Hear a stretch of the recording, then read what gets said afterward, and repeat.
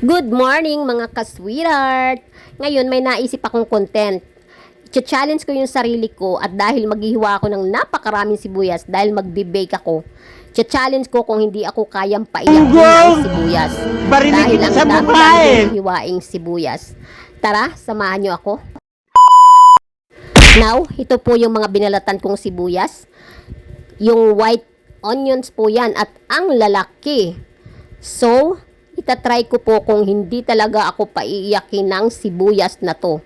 Ngayon, susubukan ko talaga kung hindi talaga ako paiiyakin.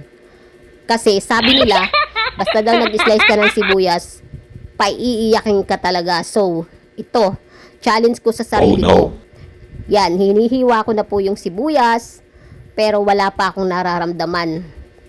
Ayan po, 3 na yung na-slice kong sibuyas, pero wala pa rin.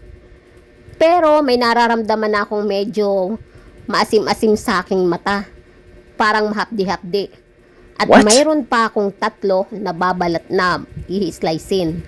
So sige lang Aileen, slice, magtapang-tapangan ka pa. Ginusto mo yan eh. Kung di ka ba naman baliw at i-challenge mo yung sarili mo. Sige lang. Pero nangangasim na po ako talaga, niluluha-luha na talaga ako. Pinipilit ko lang maging matapang. Kung di ba naman baliw, i-challenge yung sarili. Sige lang, tapusin mo yung ginagawa mo. Ayan, iiyak ka na, malapit na. Iiyak ka na. Ayan, namumula na po yung mata ko. Hindi ko na po kaya talaga, pumatak na talaga si luha. Talaga nga po palang hindi kaya.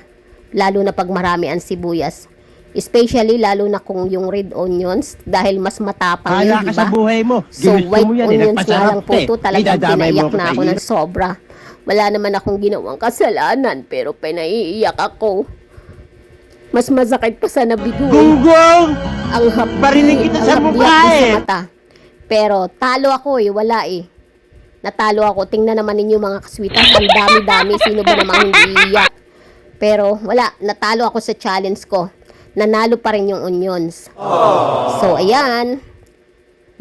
Natapos ko na pong slicing, kaya magbe-bake na ako.